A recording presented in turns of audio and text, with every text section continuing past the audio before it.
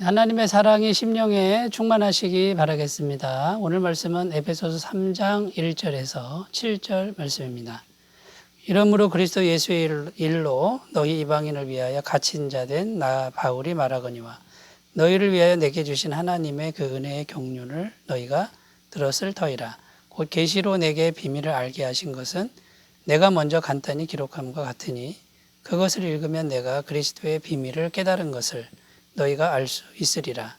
이제 그의 거룩한 사도들과 선지자들에게 성령으로 나타내신 것 같이 다른 세대에서는 사람의 아들들에게 알리지 아니하셨으니 이는 이방인들이 복음으로 말미암아 그리스도 예수 안에서 함께 상속자가 되고 함께 지체가 되고 함께 약속에 참여하는 자가 됨이라.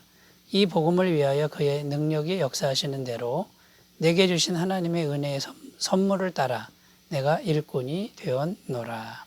아멘. 오늘부터 에베소서 3장 말씀으로 은혜를 나누겠습니다. 에베소서 3장의 내용은 한마디로 얘기해서 바울 자신의 간증이라고 할 수 있습니다. 자기가 어떻게 구원받았으며 또 어떻게 이방인의 사도가 되었는지를 간증하고 있는 것이죠.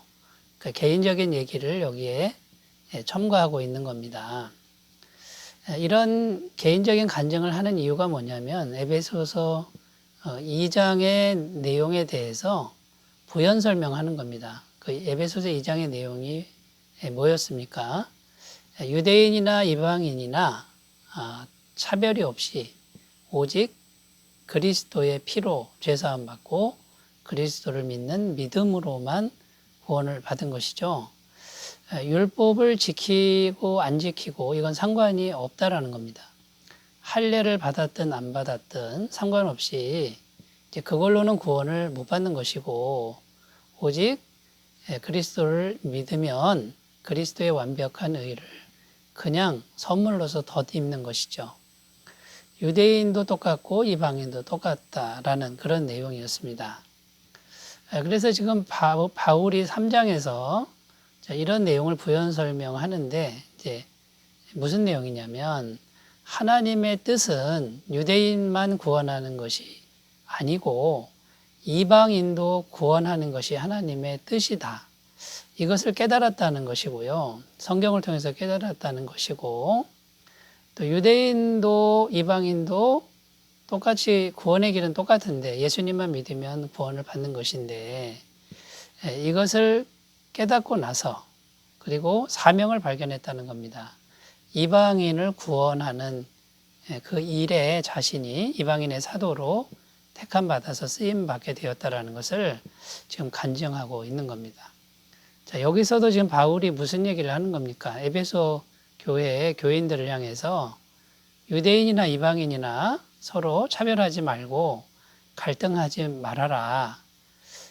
출신 배경이나 또 율법이 있고 없고 이런 걸 가지고 서로 갈등하지 말아라. 차별하지 말아라. 교회 내에서 유대인이나 이방인이나 한 가족이 되어라. 지금 이런 심정으로 바울이 계속 말씀을 하고 있다라는 것입니다. 그래서 바울이 계속 말하고 싶은 게 뭡니까? 우리의 구원이 어디서부터 왔습니까? 누구든지 예수님으로부터 왔다는 것이고요. 자, 구원받은 성도는 유대인이나 이방인이나 한 가족이다. 이것을 계속해서 말씀하고 있다라는 것이죠. 그래서 이제 바울이 자기 개인 간증을 하는데 자기가 어떻게 구원받고 이방인의 사도가 되었는지 이제 한 3가지 정도만 살펴보겠습니다. 첫 번째는 하나님의 은혜의 경륜을 따라 자기가 이방인의 사도가 되었다. 하나님의 은혜의 경륜을 따라 이렇게 좀 말이 좀 어려운데 2절 말씀입니다. 너희를 위하여 내게 주신 하나님의 그 은혜의 경륜을 너희가 들었을 터이라. 2절 이렇게 기록하는데 하나님의 은혜의 경륜이라고 나오는데 이 경륜이라는 말은 우리말로 경영, 그러니까 하나님의 경영 이렇게 해석할 수 있습니다. 하나님이 경영하시는데 무엇을 경영하셨다는 겁니까? 하나님이 바울을 경영하셔서 사도로 만드셨다. 사도로 만들기 위한 경영을 하셨다. 그런데 이 하나님의 경영은 단시간에 된 게 아니고요. 창세 전부터 계획된 거라는 겁니다. 성부 하나님이 창세 전에 계획하시고, 그 다음에요, 성자 예수님께서 성육신 하시고, 십자가에서 죽으시고, 부활하시고, 승천하신 후에 성령을 보내시고, 그래서 지금 바울이 구원받고 성령 받은 거죠. 성령께서 또 바울에게 임하셔서 날마다 깨닫게 하시는 은총을 주셨다는 겁니다. 성경 말씀을, 복음을 깨닫게 하는 은총을 주시고, 그 다음에 자기에게 주신 사명이 이방인을 구원하는 이방인의 사도로 자기를 택하셨다라는 것을 깨닫게 되었다라는 거죠. 그러니까 이 하나님의 경륜, 하나님의 경영은 성삼위 하나님의 경영이고, 창세 전부터 계속된 하나님의 경영이 지금 바울을 구원하고 그 다음에 이방인의 사도로 만들었다라는 겁니다. 바울은 어떤 사람이었죠? 예수 믿는 사람을 죽이던 사람 아닙니까? 핍박자고 포행자였는데 그 하나님의 경륜이 바울을 변화시킨 겁니다. 새 사람으로 만든 것이죠. 직접 찾아오신 경륜, 경영을 하셨다라는 겁니다. 자, 바울이 지금 자기 체험을, 자기 간증을 하는데 하나님의 경륜 안에서 나 같은 핍박자도 새 사람이 되었다. 내가 잘나서 된 게 아니라 하나님의 영원하신 경륜에 의해서 되었다. 이것을 말합니다. 그러면요, 유대인이나 이방인이나 구원받은 것은 너희들이 잘나서 된 것이 아니라 하나님의 영원하신 경륜으로 된 것이다. 그런데 인간적인 것, 세상적인 것 가지고 왜 갈등하느냐, 왜 차별하느냐, 이런 내용이 되는 것입니다. 여러분, 사도 바울이 지금 하나님의 은혜의 경륜을 말하는 그 심정을 우리가 잘 이해하셨으면 좋겠고요. 자, 우리가 누구도 차별하지 말고, 그리고 판단하지 않았으면 좋겠고요. 또 우리 자신은 우리가 어디서부터 온 것입니까? 하나님의 영원하신 경륜으로 우리가 성도가 되었다라고 하는 자부심을 가지셨으면 좋겠습니다.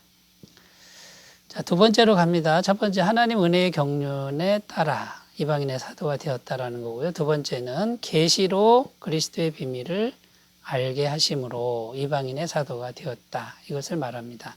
3절입니다. 곧 계시로 내게 비밀을 알게 하신 것은 내가 먼저 간단히 기록함과 같으니.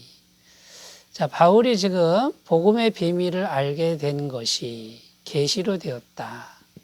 자, 이렇게 말씀합니다. 여러분, 이 계시라는 게 뭐냐면 하나님께서 열어주셔서 보게 된 것.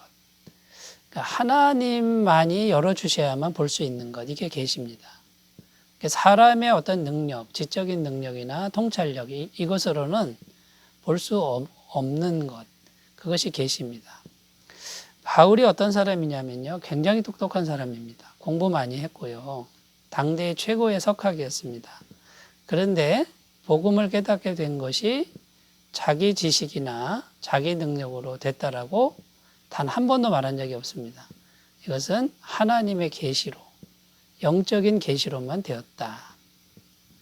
갈라디아서 1장 11절 12절에도 형제들아 내가 너에게 알게 하노니 내가 전한 복음이 사람의 뜻을 따라 된 것이 아니라 이는 내가 사람에게서 받은 것도 아니요 배운 것도 아니요 오직 예수 그리스도의 계시로 말미암은 것이라.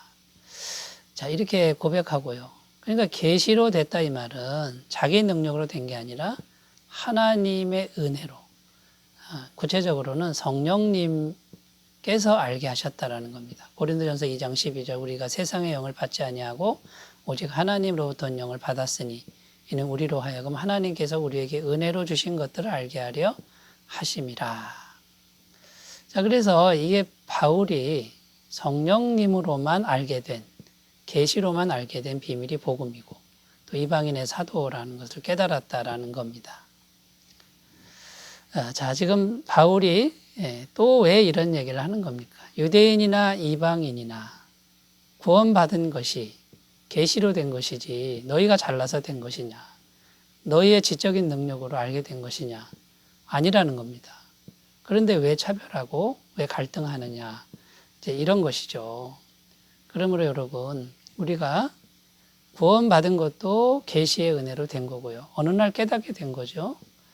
하나님의 전적인 은혜로 우리가 값없이 구원받았고 복음의 비밀을 깨닫게 된 것을 우리가 알았으면 다른 사람도 세상적 기준이나 인간적 기준으로 판단하지 말라는 겁니다.